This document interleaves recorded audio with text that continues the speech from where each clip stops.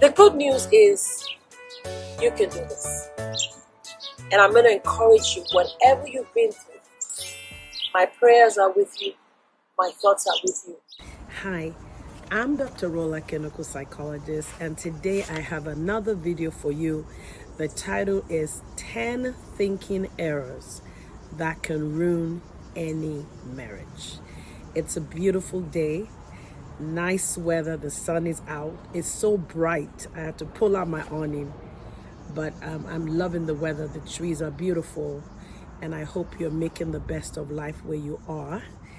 Again, before I continue with this topic, please subscribe, press that notification bell so that you have immediate access to my videos. I would also love you to follow me on social media at Ask Dr. Rola, AskDrRola.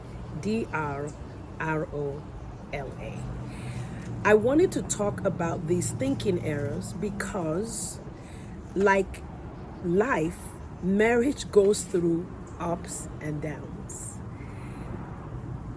Oftentimes we wonder as human beings how difficult it must be to just live with somebody else. And that's true.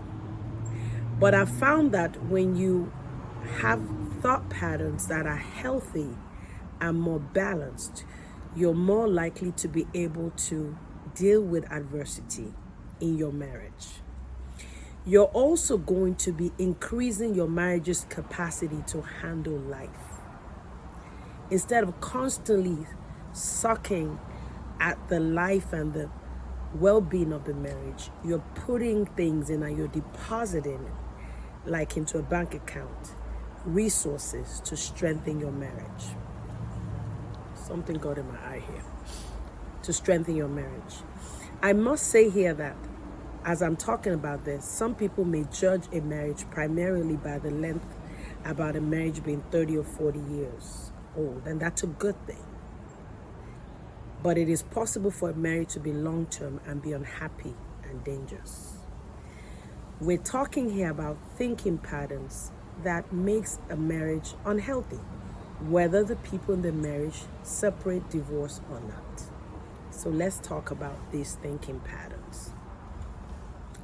Number one, you make me act this way. This applies to both the husband and the wife.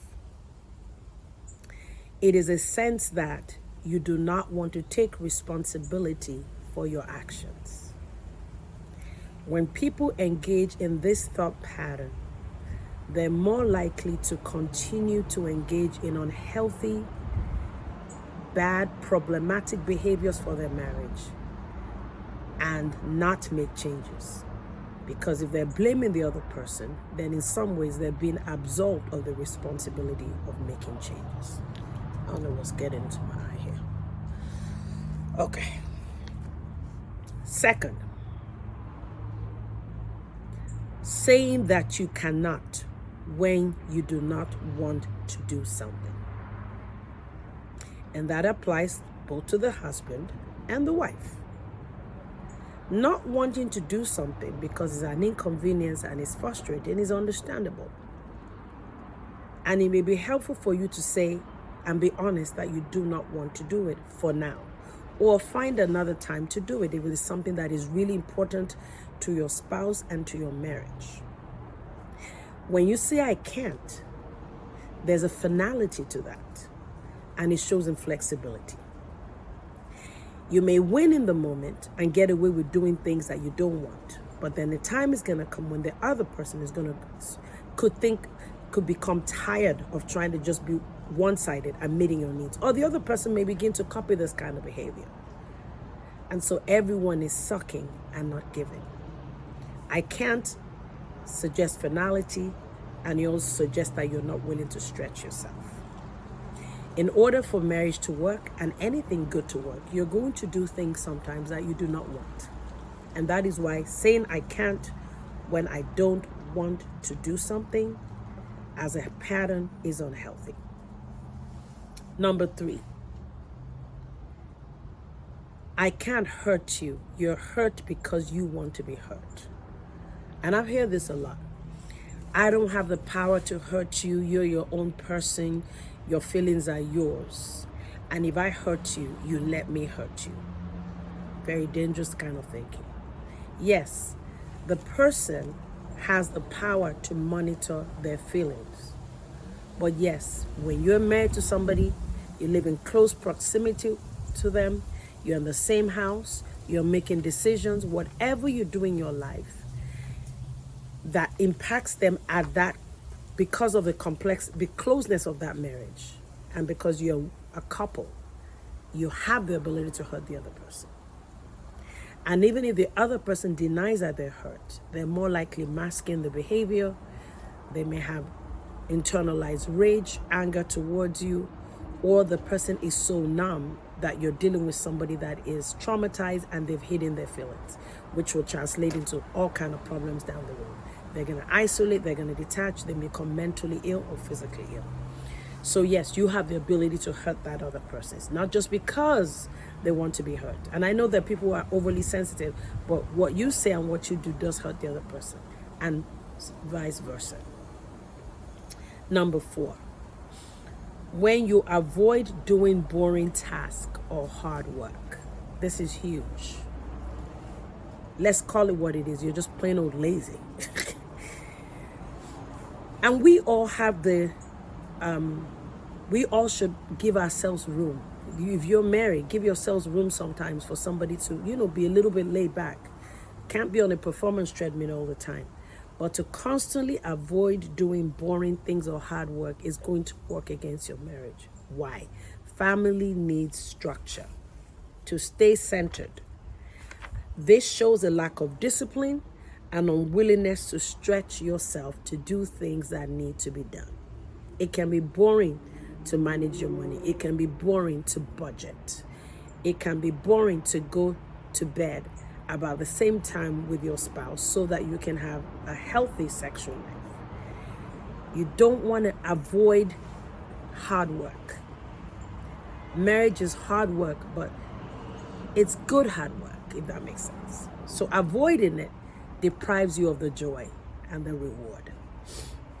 Number 5, I make decisions quickly based on what I feel.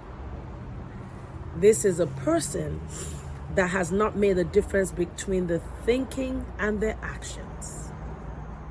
Thinking something is different from acting it out. The person who subscribes to this thinking pattern, who makes decisions quickly based on how they feel, tends to not look at the big picture. They make a decision in the moment. And sometimes those decisions may not be as drastic and it may seem minor. But over time, the person can actually make decisions that will work against their marriage.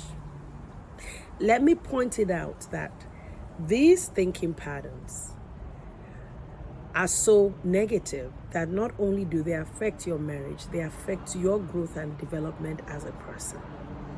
Oftentimes when we're talking about marriage, we think more about what we're giving to our spouse and how they're taking something away from us or not. But these thought patterns actually affect you in your life. Changing them helps you to grow. When you make decisions quickly based on how you feel, you can be very irrational.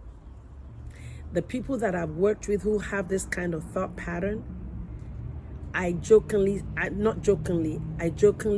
remind them when we're talking, or seriously, that their reaction to what happened, to the situation they're confronted with, is oftentimes in extreme or in excess of the stress they're being confronted with. Why? They're not applying cognitive breaks to their actions. This person is reactive, and that could be the man or the woman,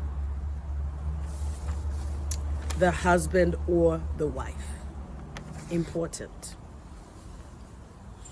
Number 6, I do what I want, and the future will take care of itself. I've heard this a lot. I just want to be in the present. I don't want to worry about the future. There are consequences to our actions. And this kind of person will not think about long-term decisions, long-term consequences of how they're acting. They subscribe to this idea that what will be, will be. They remove themselves out of what is going on and say it happens because it was meant to happen. It is true that there's some things that you cannot control, but you are not. Your actions and your behavior affect even things that you cannot control.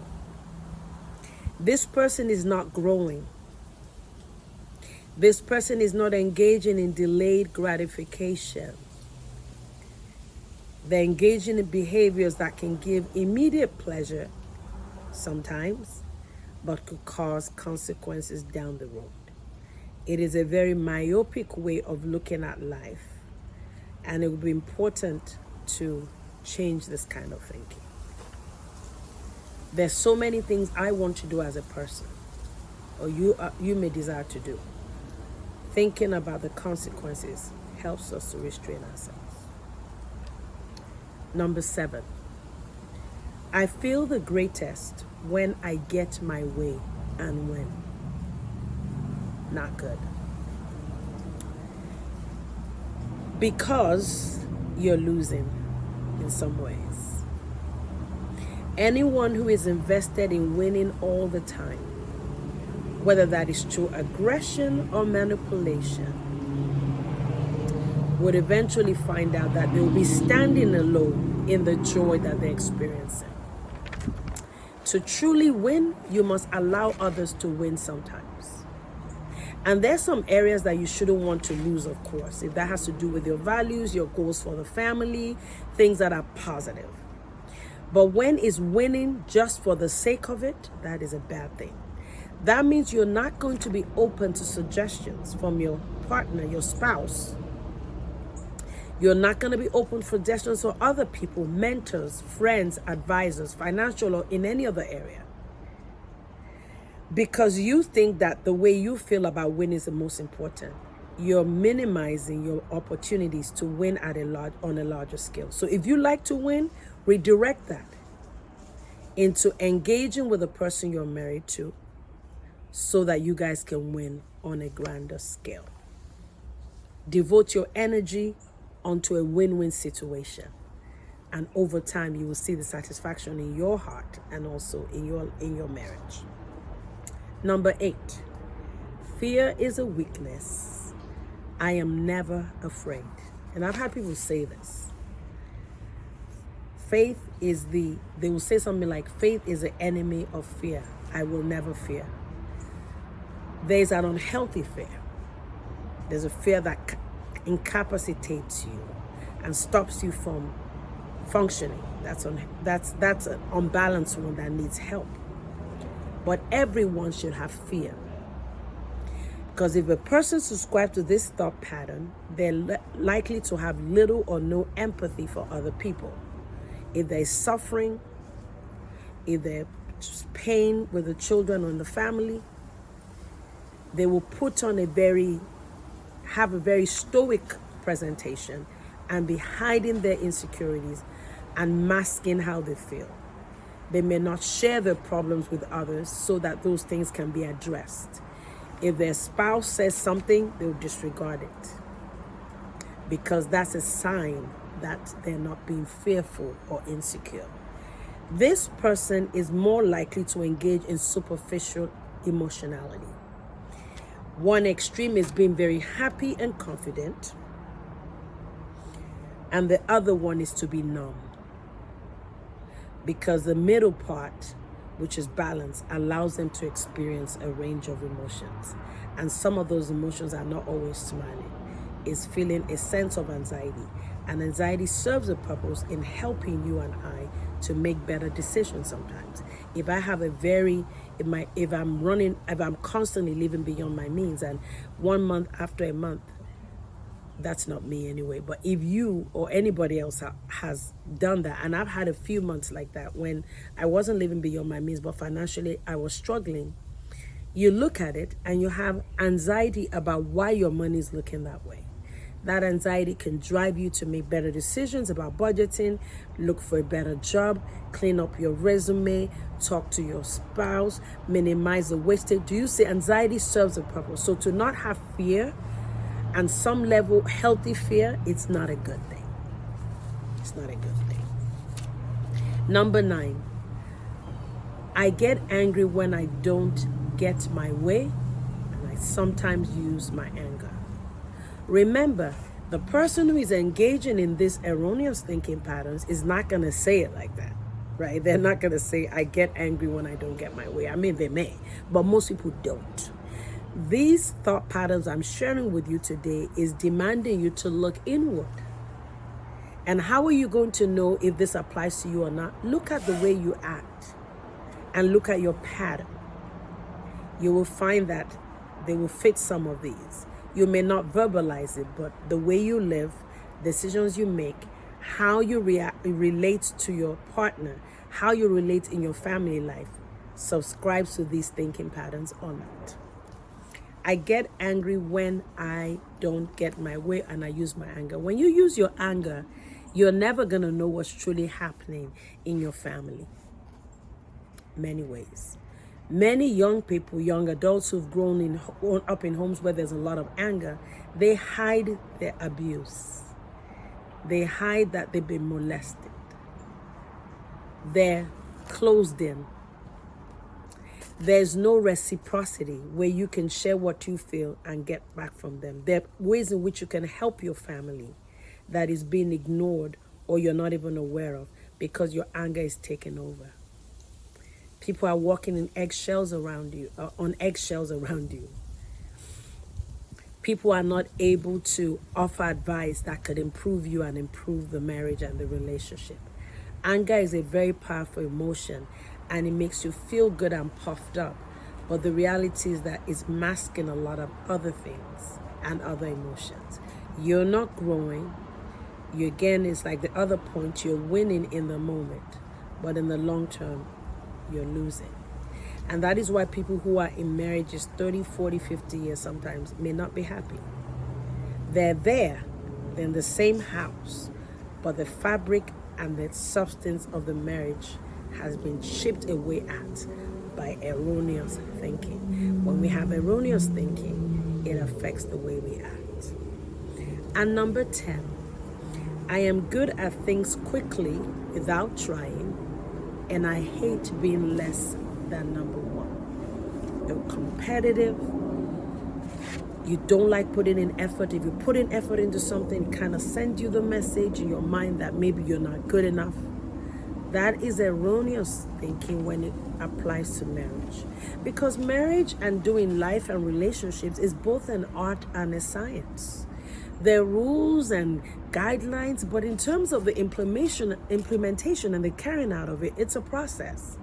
You cannot get it right all the time. We're not robots. You're not a robot. Your husband, your wife is not a robot. You're not just going to be pressing the buttons and everything has to be in here. I don't have to try to do well.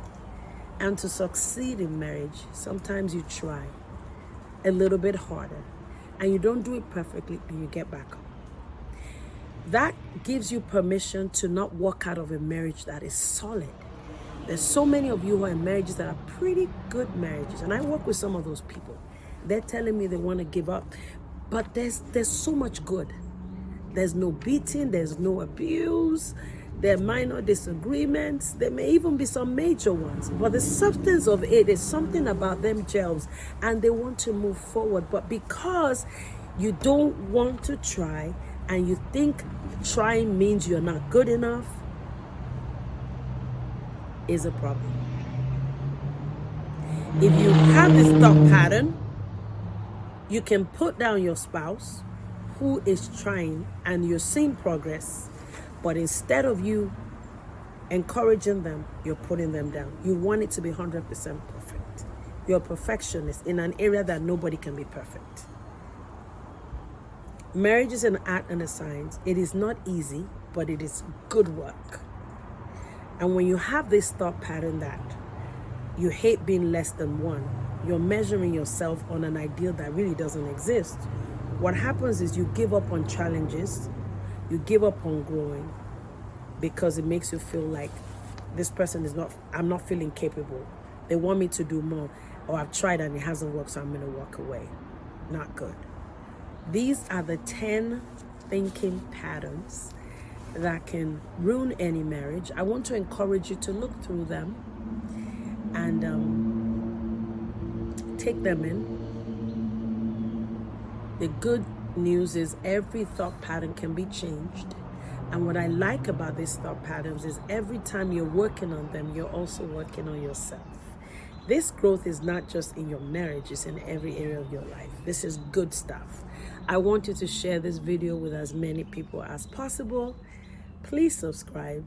I need all that support and visibility. And I will talk to you soon by God's grace. Bye now.